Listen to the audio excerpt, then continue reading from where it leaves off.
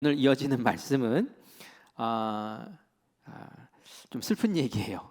그래서 말씀을 준비하면서 좀 힘나는 얘기를 해야 되는데 슬픈 얘기인데 어떡하지? 그런데 또 오늘 얘기는 마음을 후벼 파는 얘기예요. 그래서 이 말씀을 들으면서 오늘은 내가 좀 수술을 받아야겠다 하는 마음으로 그렇게 말씀을 들으셨으면 좋겠어요. 그런데 우리에게 막 소망을 주고 희망을 주는 말씀도 필요하지만 때로는 우리의 속을 자세히 들여다보게 하고 또 우리의 속 사람을 수술해 주는 그런 칼도 필요하거든요. 그래서 이런 말씀 저런 말씀 우리가 주님께서 주시는 대로 받고 그리고 거기서 교훈을 얻고 우리의 신앙을 또 우리의 마음을 든든히 세워나가기를 바랍니다. 다윗으로 인해서 이스라엘이 대승을 거두었어요. 사울이 얼마나 좋았는지, 이 다윗이 사실 심부름 온 거잖아요, 그죠? 아버지 심부름으로 잠깐 왔다가 가려고 했는데 사울이 꽉 잡아버려요. 어딜 가? 나랑 같이 있어 하면서 이 다윗을 붙잡습니다. 그만큼 다윗을 곁에 두고 싶었던 거예요. 정말 사랑하는 거예요. 또 특별히 사울의 아들 요나단은 말이죠, 자기가 가지고 있는 걸 다 주고 싶어요. 막 칼도 주고 활도 주고 옷도 주고 하면서 말이죠, 이 다윗을 너무너무 이뻐하는, 너무 좋아하는 거예요. 줄 수 있는 거 다 주고 싶어하는 그런 마음이에요. 얼마나 다윗이 행복합니까? 그런데 이것도 한순간이었어요. 사울이 다윗을 이렇게 애지중지하고 정말 한순간이라도 떨어지지 말자 하는 그런 마음이 있었는데, 정말 어느 한 사건을 통해서 사울이 이 마음이 돌변해버리는 것을 우리가 오늘 말씀을 통해서 보게 됩니다. 골리앗을 물리치고 이제는 이스라엘 군사들과 함께 사울이 맨 앞장을 서서 이제 성으로 귀환을 하고 있는 길이었죠. 가는 길마다 성읍에서 사람들이 막 몰려 나와가지고 막 환영을 하는데, 특별히 여인들이 속옷치며 또 북치며, 우리 김 집사님 생각이 나네요. 장구 치면서 와 하면서 그냥 거기서 혼자서도 아니고 막 여럿이서 막 그러는 거예요. 얼마나 화려하게 하는지, 얼마나 좋습니까, 이 환영식이. 그런데 이들의 노랫말이 이상한 거예요. 이상하게 사울의 귀에 들렸어요. 마음에 안 들었어요. 뭐라고 했습니까? 우리 7절 말씀, 잘 아는 말씀이지만 읽어보겠습니다. 시작.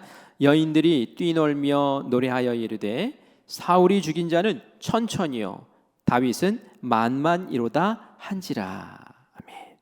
사울은 수천 명 죽였다면 다윗은 수만 명을 죽였다라고 그렇게 얘기를 한 거예요. 여러분, 이 말이 맞습니까? 정말 사울은 수천 명 죽였고 다윗은 수만 명을 죽인 걸까요? 그건 아니죠. 이렇게 비유를 쓴 거죠. 비유를. 왜요? 다윗이 이스라엘 백성들이 아무도 대적하지 못했던 골리앗을 물리쳤잖아요. 그러니까 이 골리앗을 싸워서 이겨서 물리친 것을 미화해서 만만 이렇게 표현을 한 것이죠. 그런데 이것을 문자 그대로 그냥 새겨 들으면 사울보다 다윗이 10배나 훌륭하다 이렇게 들릴 수 있단 말이죠.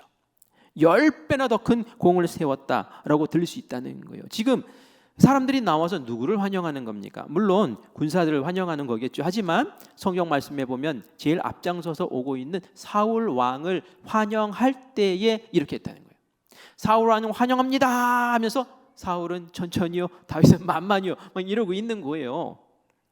사울이 이 노래를 듣고는 마음이 불쾌했어요. 이 불쾌한 정도로 끝난 게 아니었어요. 마음에 화가 일어났다라고 그렇게 나옵니다. 사람들이 나의 공을 다윗에 비해서 그렇게 못한 것으로 지금 보고 있구나. 다윗이 이 백성들 인기를 얻어서 인기를 끌어모아서 왕의 자리를 위협하는 거 아니야? 이렇게 생각이 꼬리를 물고 자꾸 이런 부정적인 생각이 꼬리를 물고 일어나는 거예요. 사실 이 사울은 백성들의 소리에 굉장히 예민한 사람이었어요. 여론에 민감한 사람, 민심이 어떻게 된가 이걸 굉장히 주의했던 사람이에요. 그게 우리가 아말렉과의 전쟁에서도 금방 파악할 수 있어요. 아말렉과의 전쟁에서 하나님이 그렇게 하셨죠. 내가 이기게 할 테니까 그냥 전멸시켜버려라, 진멸해라, 그렇게 얘기했고 아멘 했어요. 근데 막상 가서는 어떻게 했습니까? 하면 실망하시죠. 왜 실망했어요?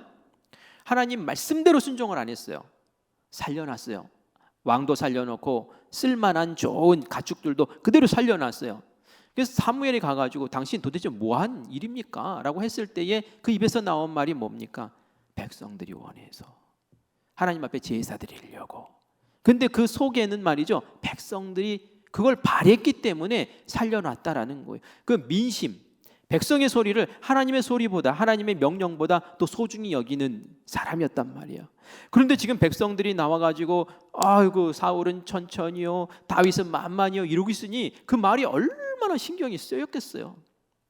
그러니까 이걸 그냥 흘려넘길 수가 없었던 거죠. 이 일이 있은 후에 사울은 다윗을 주목했다라고 나와요. 세 번역에 보면은 여기를 어떻게 번역하고 있느냐면, 이날부터 다윗은 사울은 다윗을 시기하고 의심하기 시작하였다라고 나와요. 어떻게 했다고요? 시기했대요. 시기. 그리고 의심했대요. 그러니까 계속 부정적인 생각들, 안 좋은 생각들로 다윗을 보면서, 다윗은 그렇지 않은데 계속 그렇게 몰아가면서 다윗을 어렵게 만들고, 다윗은 이때부터 억울한 핍박과 고난을 받게 되는 것을 우리가 보게 됩니다. 여러분, 사울의 이런 모습을 보면서 어떤 마음, 어떤 생각이 드시나요? 여러분, 사울을 보면서 쯔쯔쯔쯔, 어떻게 저렇게 도량이 저렇게 좁은가, 마음 그릇이 어쩌면 저렇게 간장 종지같이 그렇게 좁은가 라고 그렇게 혀를 차실 분들도 계실 것 같아요. 그런데 또 한편으로는 이해가 되지 하시는 분도 계실 것 같아요. 왜냐하면 우리 안에 시기심이라는 게 없지 않거든요. 얼마나 그 시기심이 인간적인 보편한 그런 본성인지, 이웃 사촌이 땅을 사면 배가 아프다고, 배가 아파요. 그죠? 나랑 비슷했던, 나랑 동등했던, 어떨 땐 나보다 못했던 어떤 사람이 어느 순간에 잘 됐어요. 오늘 대박이 터졌어요. 막 인정받아요, 박수 받아요. 그럼 여러분 마음이 막 박수 쳐주고 싶습니까? 밥맛이 떨어지고, 저 도대체 어떻게 해가지고 이렇게 된 거지?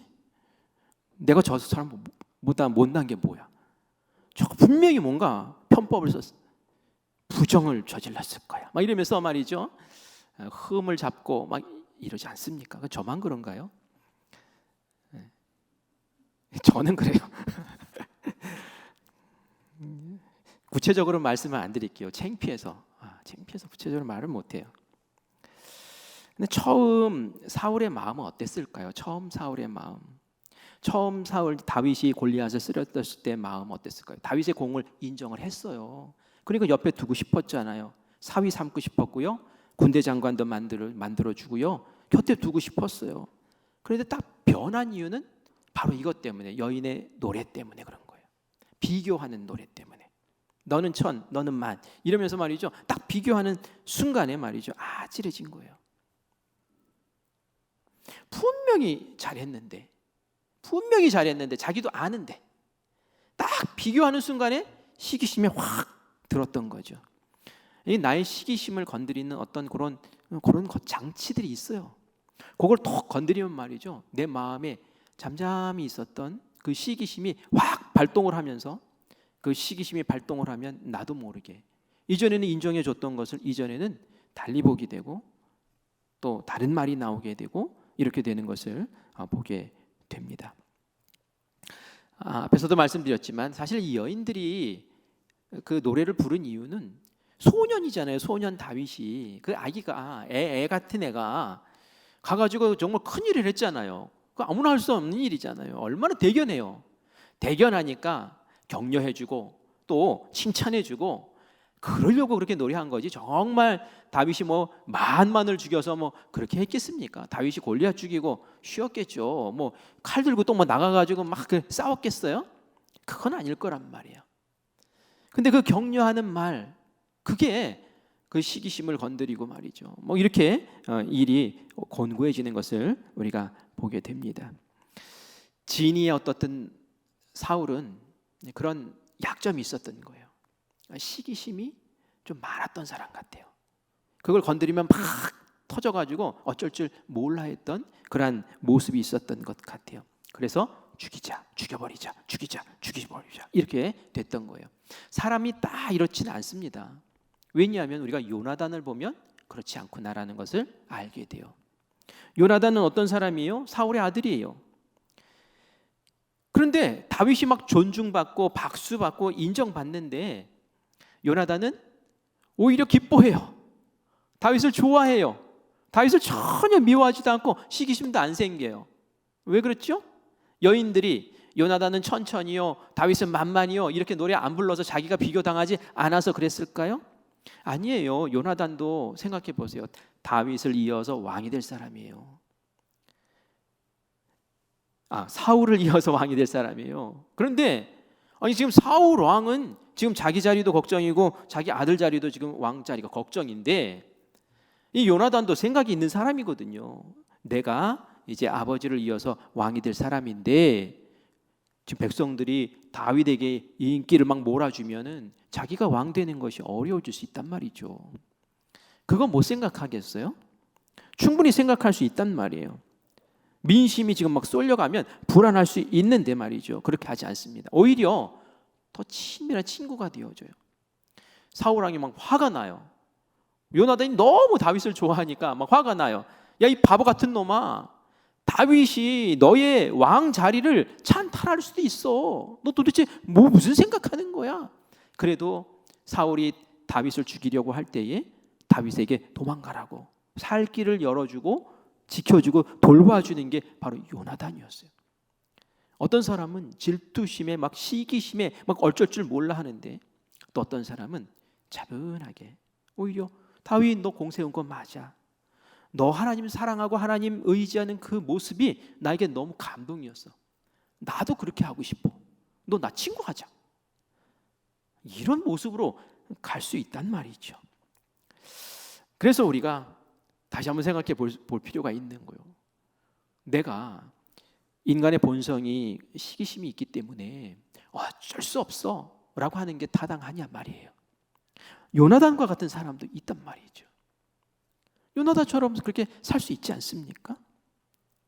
우리가 결정을 해야 돼요. 내가 사울처럼 살 것인가 요나단처럼 살 것인가.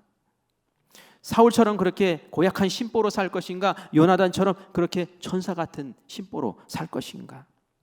정당하게 공을 세운 것에 대해서 박수 쳐주고 그것을 좋게 평가해주고 잘했다고 인정해주고 칭찬해주고 격려해주는 사람이 될 것인가, 아니면 어떻게 해서든지 흠잡아서 끌어내리고 핀잔 주고 어떻게 해서든지 딴지 걸고 이런 사람이 될 것인가. 오늘 이 말씀을 보면서 우리가 결정해야 돼요. 그리고 이것이 나쁘구나라고 하는 건 나쁜 것과는 싸워야죠. 그래서 우리의 성품이 예수님 하나님 닮아가는 모습 되기를 간절히 축원합니다. 제가 교육전도사로 있다가 단독 목회를 나갔거든요. 단독 목회를 나갔다가 한 6, 7년 있다가 이제 수원으로 부목사를 이제 처음 나가게 됐어요. 부목사를 나갈 때에 누군가 저한테 그런 얘기를 하더라고요. 부교역자가 부목사가 될 때는 조심해야 될 것이 있대요. 뭘 조심해야 되나? 귀 기울여 들어야죠. 저 부목사를 안 해봤으니까 귀 기울여. 그랬더니 그런 얘기를 하더라고요.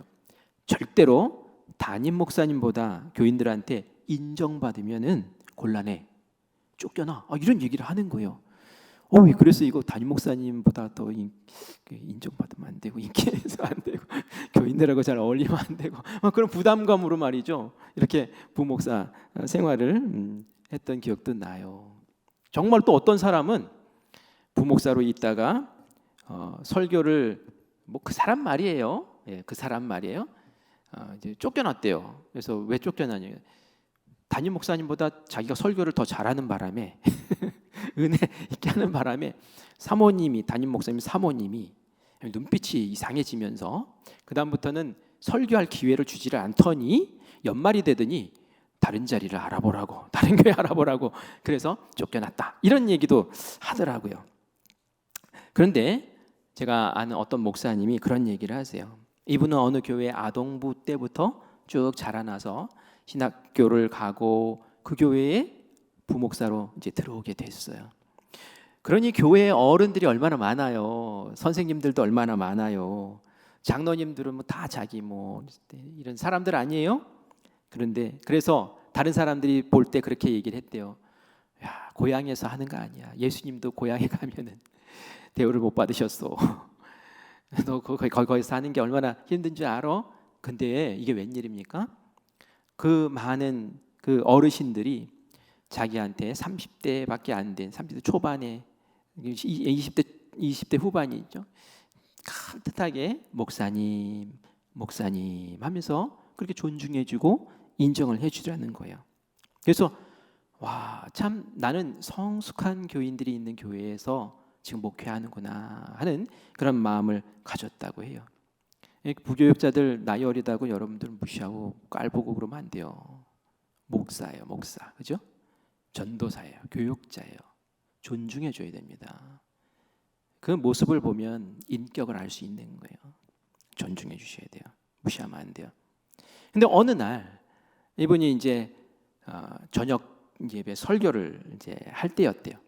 그때 담임 목사님 저 뒷자리에 앉아 계시는데, 저도 그렇지만 이제 예배 끝나면은 설교 마치면 광고하러 나오잖아요. 광고하러 나와서 광고 이렇게 하지 않습니까? 근데 이 젊은 그 담임 목사님이 딱 나와가지고 그렇게 얘기를 하더래요.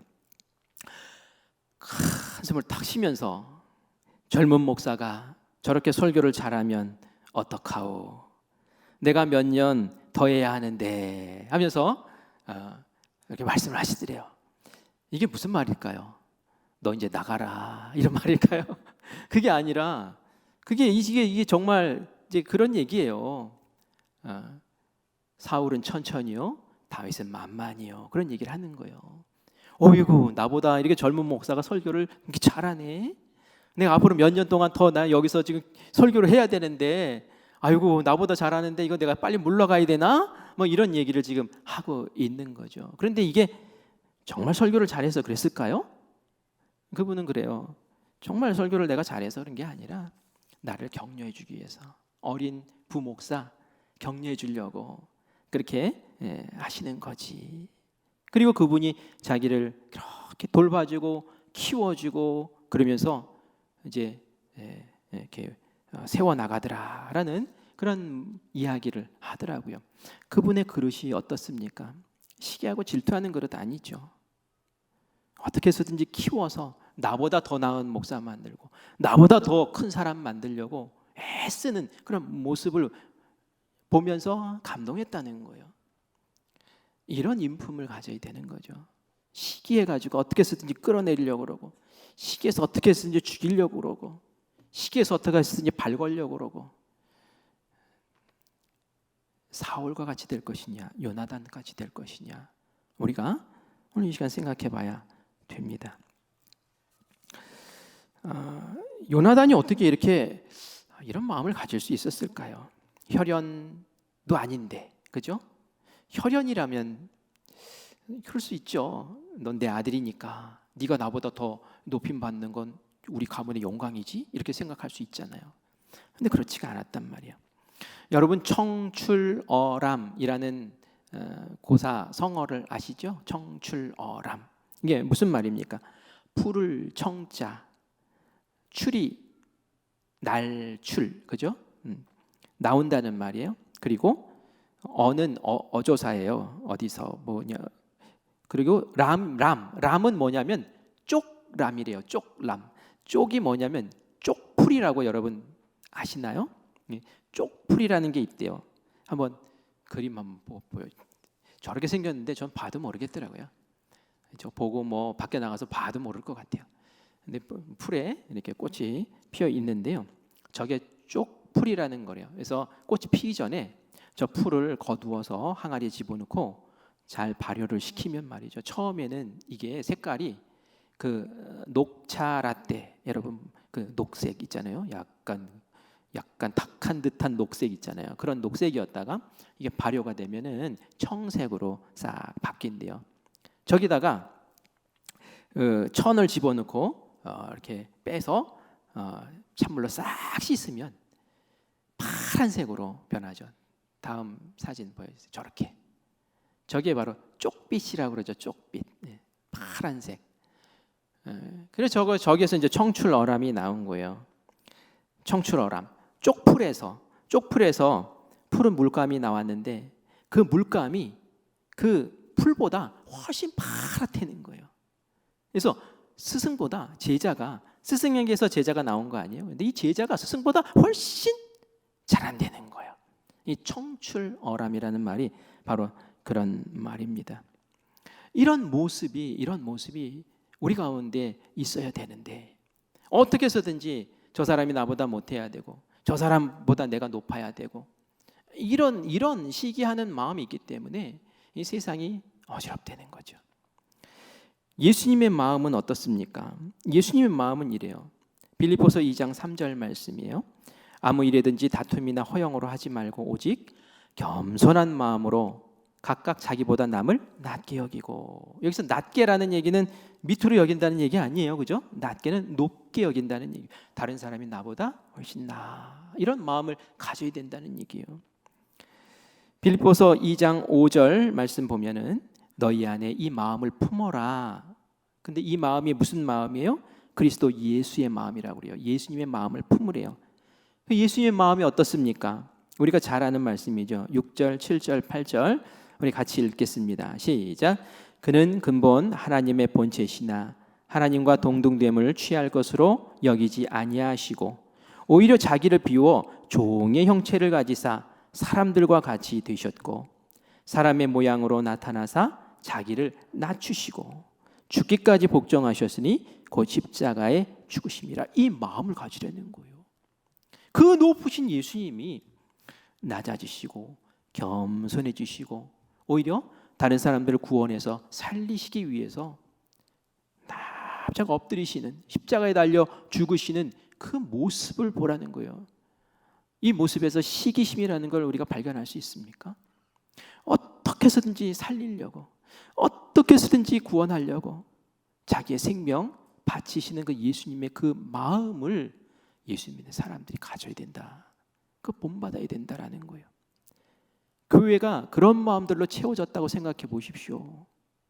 그것이 천국 아니겠어요? 그것이 사라지면은 교회가 아닌 게 되는 거예요. 가정이 지옥처럼 변하는 거예요. 직장이 경쟁판이 되어버리는 거예요. 세상이 그렇죠.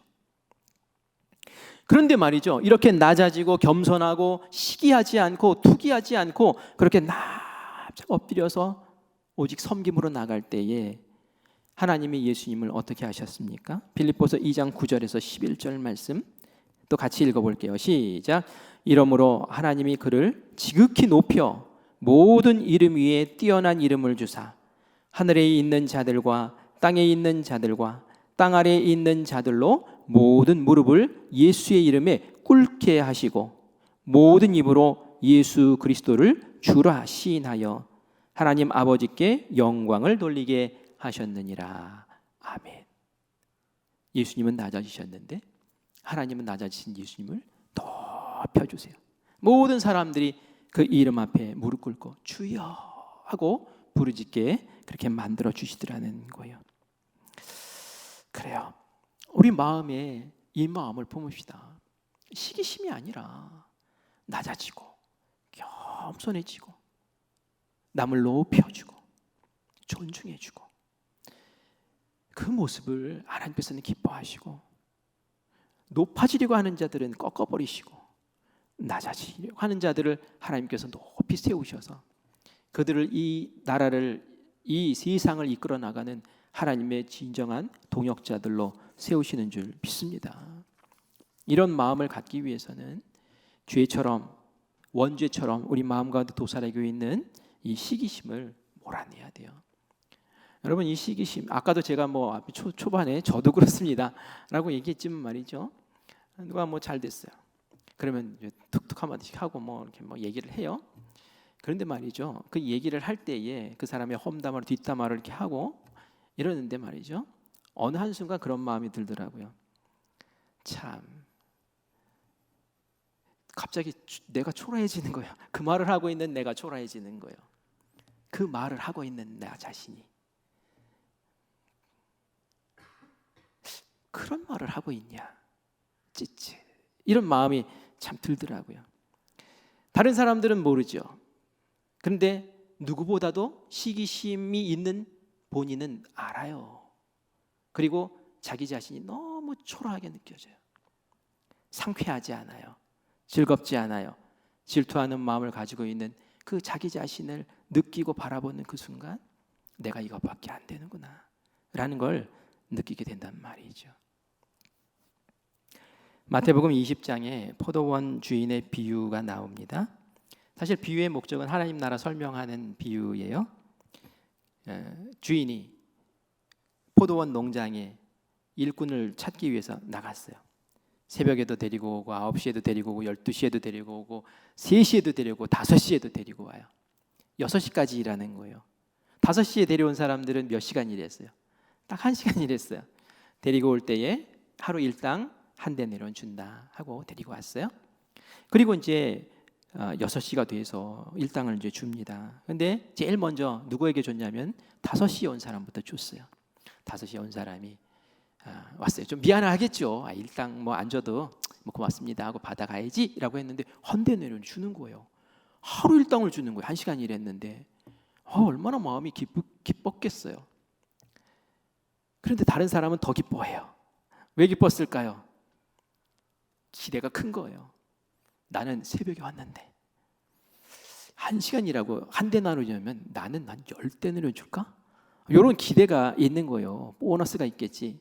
근데 이게 웬일입니까? 일찍 온 사람에게도 똑같이 한 데나리온 주는 거예요. 그러니까 화가 났어요. 이게 뭐야? 어떻게 나한테 이럴 수가 있어? 근데 주인이 잘못했습니까? 주인 잘못한 거 하나도 없어요. 비교하는 순간 그게 생긴 거예요.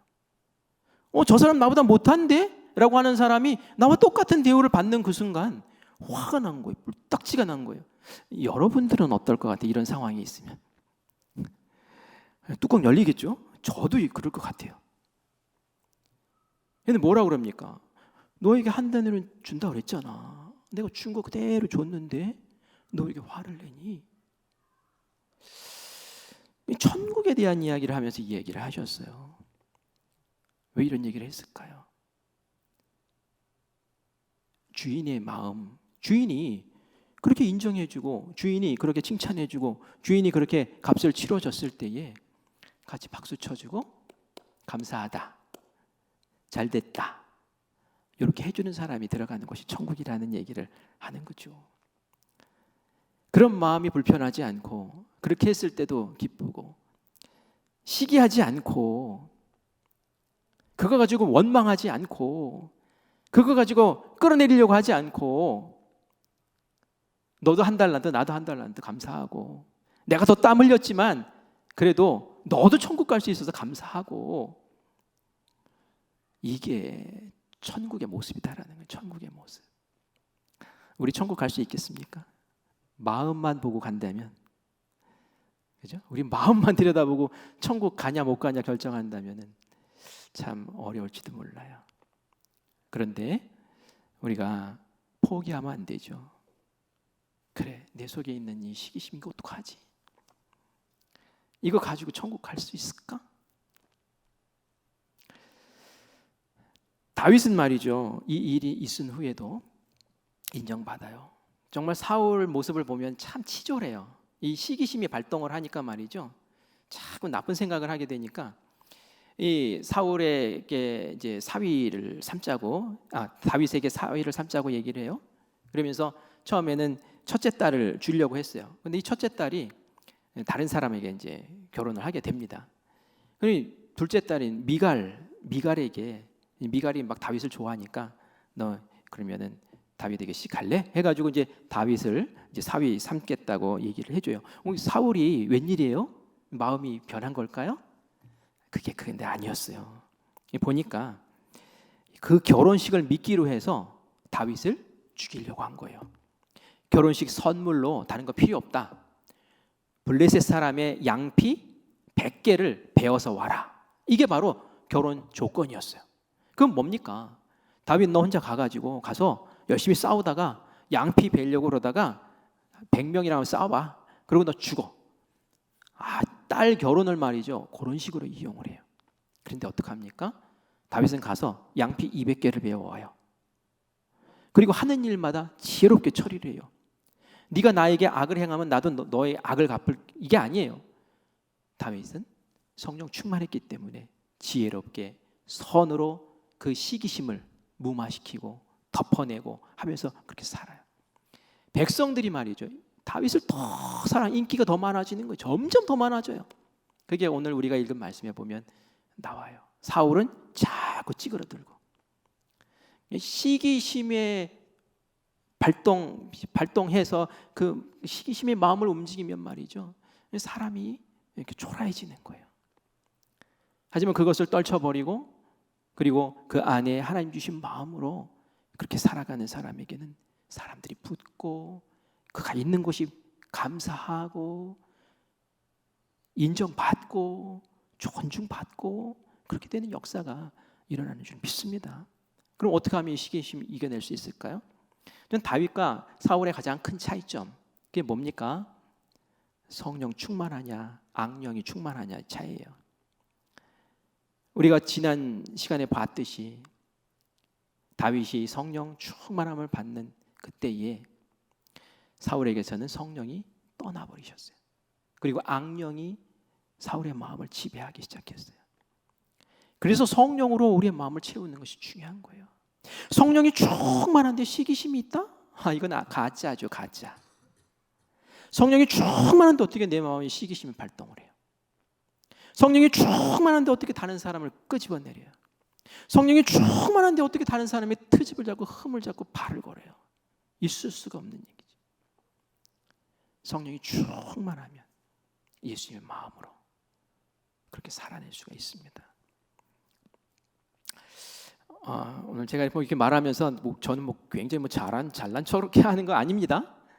저도 오늘 말씀을 준비하면서 저도 수술대 위에 수술대 위에 누워 있는 그러한 병자의 모습으로 제 속을 좀 들여다봤어요. 부끄러운 모습도 생각나고 그랬어요.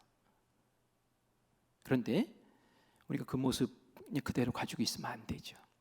우리가 신앙의 연조가 깊어갈수록, 신앙생활을 해갈수록 성령 충만해서 이 정말 뿌리 뽑기 어려운 이 시기심과 맞서 싸워 이겨 나가야 될 줄 믿습니다. 그래서 우리가 초라한 우리가 아니라 정말 화려하게 꽃피고 주님의 향기를 드러내고 주님의 편지가 되는 덕이 있는, 인품이 있는 다윗과 같은, 요나단과 같은 그런 귀한 우리 성도님들 되시기를 간절히 축원합니다. 아멘.